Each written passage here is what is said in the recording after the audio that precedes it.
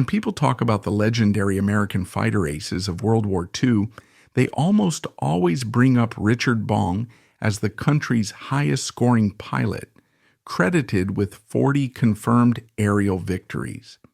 Yet there is another name, rarely given quite the same level of spotlight, who soared just behind Bong's tally, Thomas Buchanan McGuire. Born on August 1, 1920 in Ridgewood, New Jersey, McGuire's life was brief. He died at age 24, yet it burned brightly like a meteor across the South Pacific skies. His story weaves together raw ambition, personal sacrifice, moral tension, and a profound dedication to the men who flew alongside him. I'd like to share that story in a way that speaks not just to the historical details, but also to the emotional truths that defined his journey.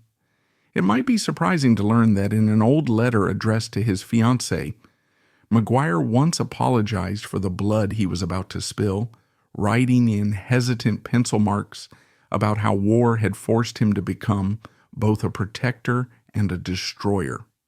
Two identities he found hard to reconcile. These words, penned by a young American not long out of flight school, offer a candid glimpse into the moral weight carried by pilots on the front lines of aerial combat. For older audiences who may recall the turbulence of the mid-20th century, or whose parents once recounted stories of ration stamps and blackouts, this anecdote might stir echoes of a time when the entire globe was in crisis.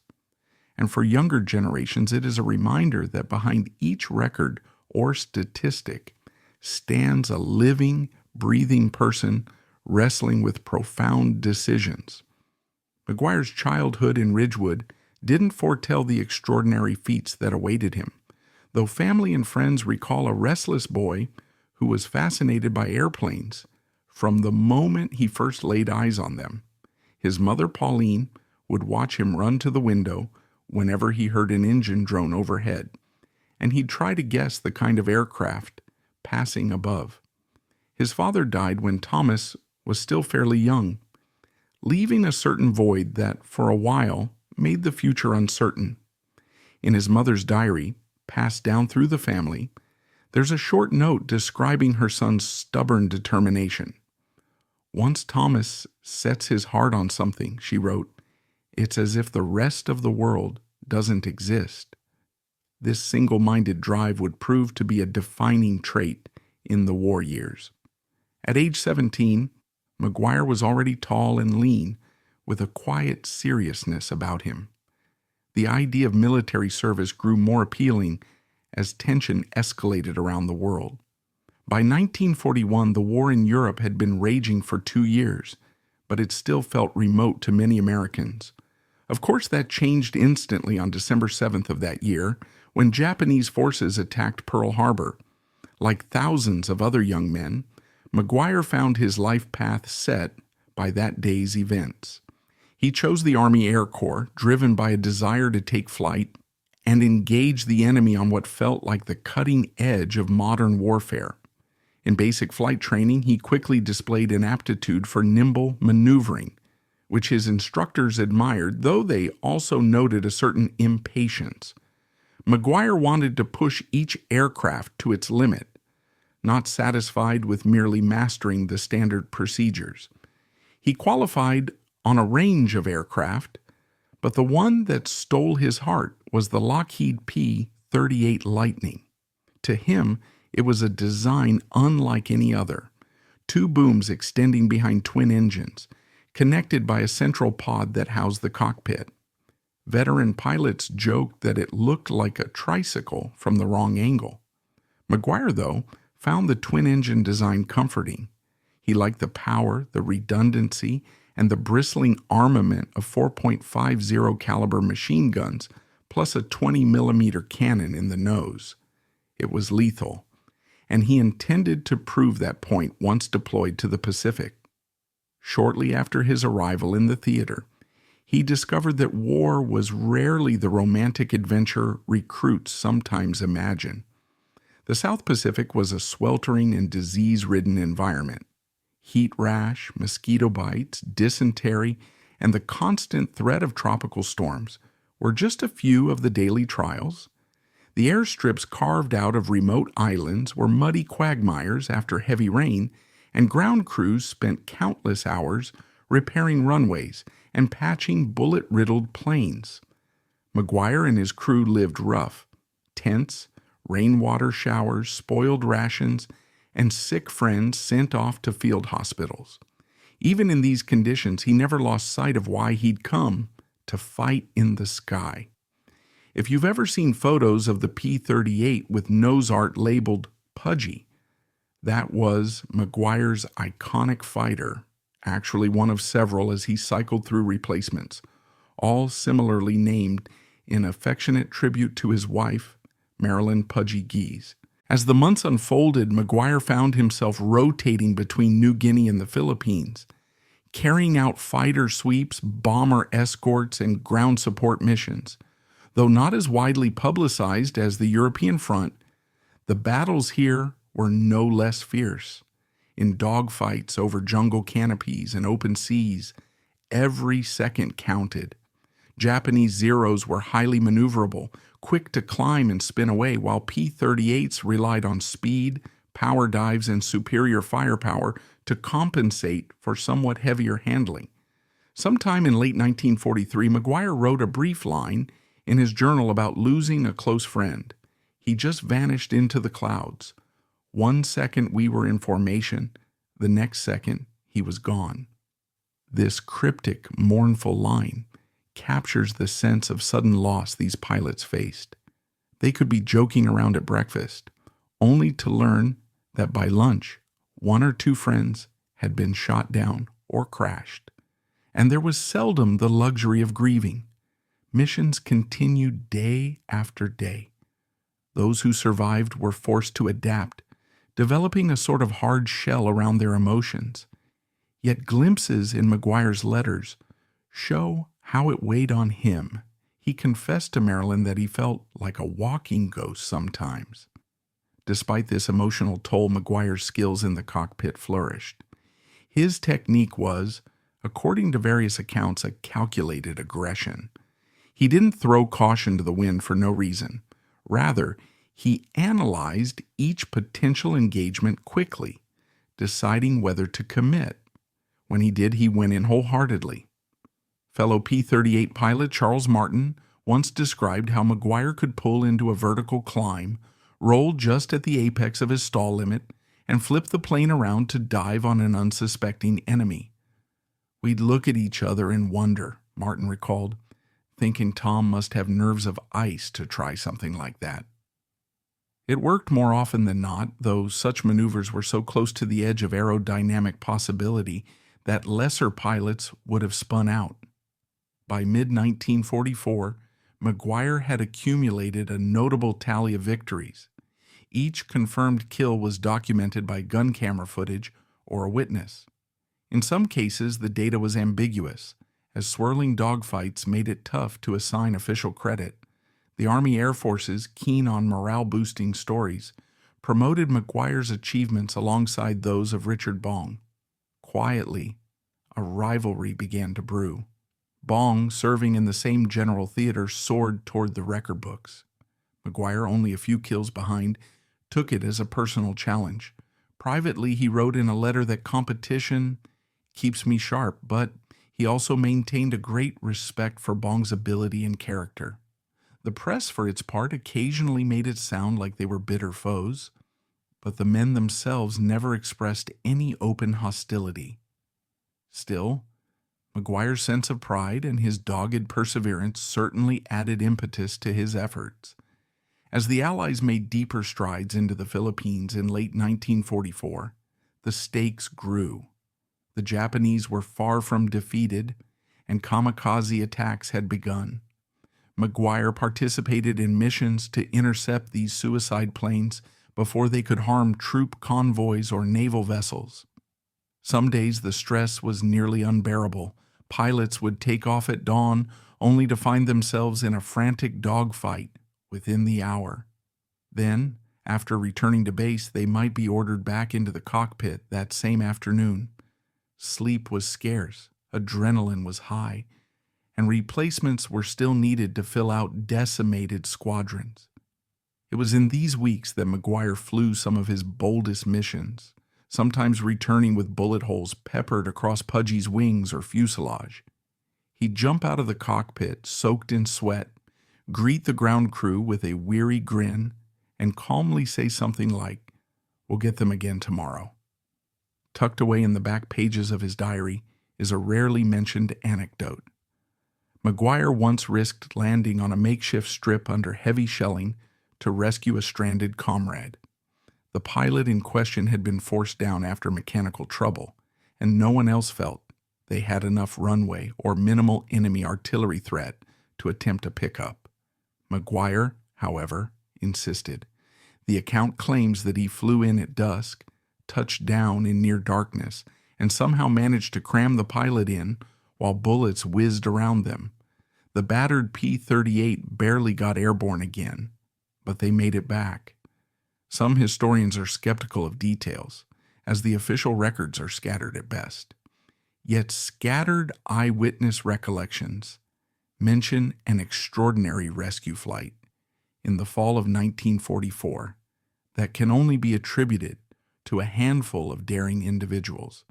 If true, it speaks volumes about McGuire's loyalty to his fellow airmen and his refusal to leave anyone behind if he could help it.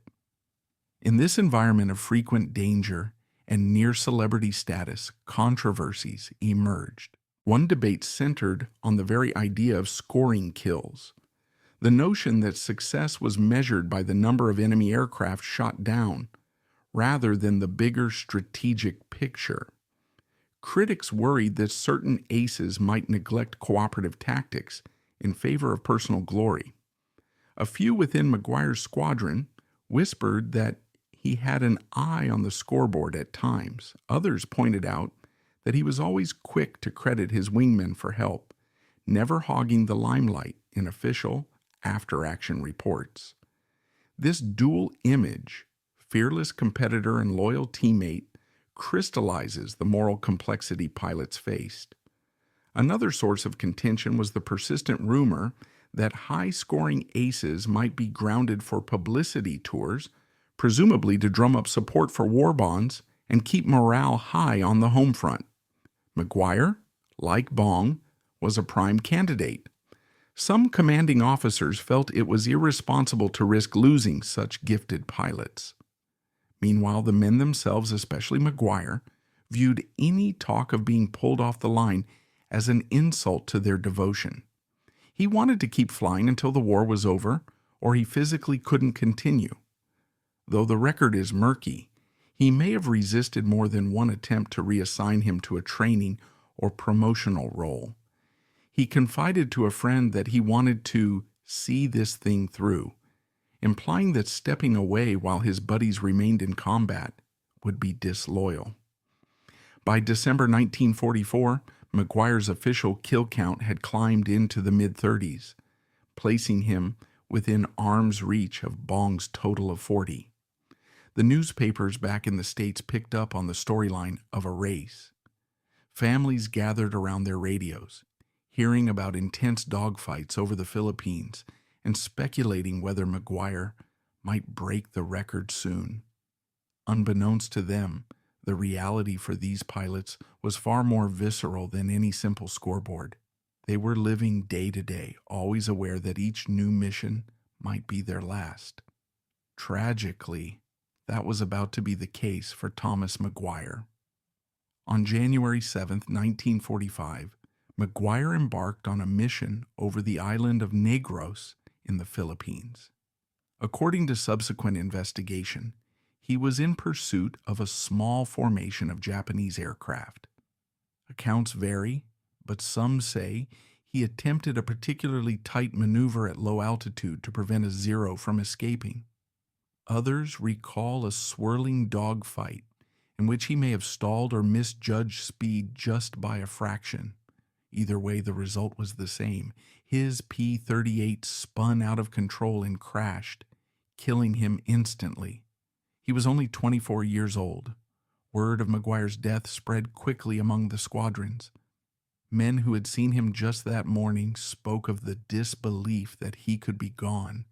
His wife, Marilyn, learned of it in a telegram back in the United States, officially credited with 38 confirmed victories. At the time, he would never get to see whether he might surpass Richard Bong's tally. Instead, the story took a somber turn as officers arranged for McGuire's remains to be identified and eventually interred. Posthumously, he was awarded the Medal of Honor for a prior engagement in which he displayed conspicuous gallantry and intrepidity at the risk of his life above and beyond the call of duty. The citation details how McGuire engaged the enemy against overwhelming odds and helped protect American bombers, even when a retreat would have been understandable. One pilot who flew that day said it was the single most courageous act he'd ever witnessed. Not everyone viewed McGuire in a wholly admiring light, though.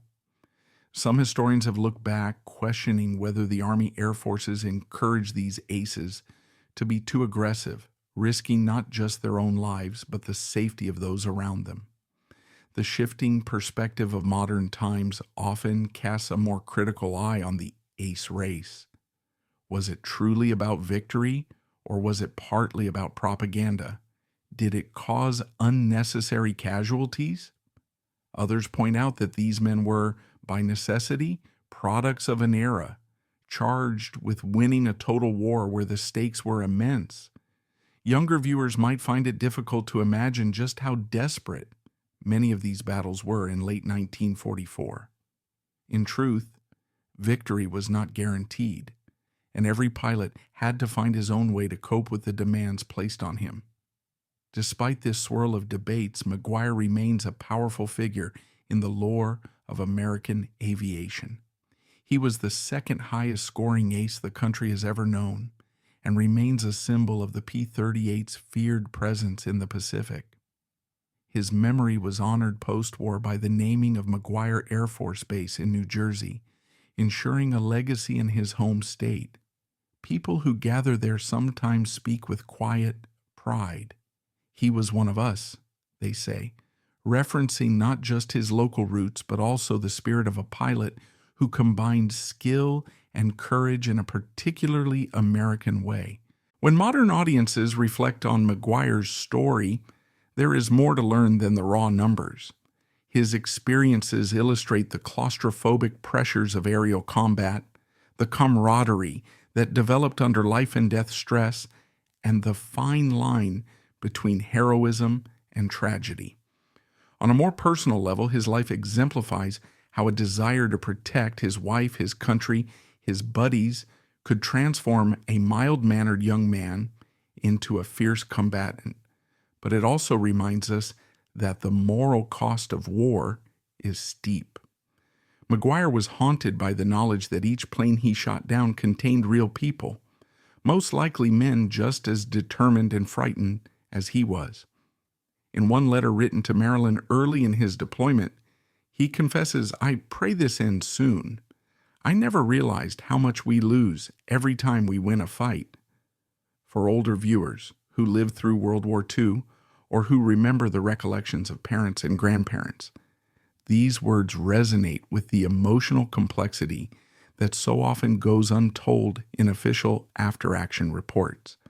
Younger viewers, encountering this kind of raw honesty for the first time, might be led to question how national heroes are shaped and how their personal agonies seldom make the history books. In that sense, McGuire's diaries and letters are a significant piece of the puzzle. They reveal a man trying to reconcile unwavering duty with a deep awareness of his own humanity. The historical impact of McGuire's efforts, along with so many other pilots, extended well beyond the immediate battles of the Pacific. The strategic lessons gleaned from fighter combat, cooperative tactics, the importance of aircraft performance, the psychological dimension of air superiority, reshaped post-war doctrine. One can argue that the air combat schools and tactical training programs in the subsequent decades took cues from the experiences of men like McGuire, refining how future generations of pilots would engage in the skies of Korea, Vietnam, and well beyond. On a broader cultural level, these aces contributed to an American and Allied sense of hope at a crucial time. Newspapers hailed each new kill count as a sign that victory might be within reach, that the Allies could indeed triumph over the Axis powers. Such morale boosts were no small thing in a war that spanned continents and claimed tens of millions of lives. Today, if you visit certain museums that house P-38s or attend air shows where vintage warbirds are on display, you might hear docents or reenactors speak about Tom McGuire with a tone of reverence. War heroes are often reduced to names and statistics in textbooks, but hearing McGuire's own words or reading the recollections of the people who served with him can bring a sense of intimacy to the vast narrative of World War II. I'd like to close on a note that ties us back to that letter of apology he wrote to his fiancée. It's easy to view fighter aces as swaggering figures who revel in their achievements. Yet McGuire, behind the scoreboard, reveals the shades of gray that exist between duty and regret. One can fight courageously, wholeheartedly, yet still feel the weight of conscience. That tension, I believe, is part of what separates a mere warrior from a soldier who upholds a deeper sense of honor and responsibility.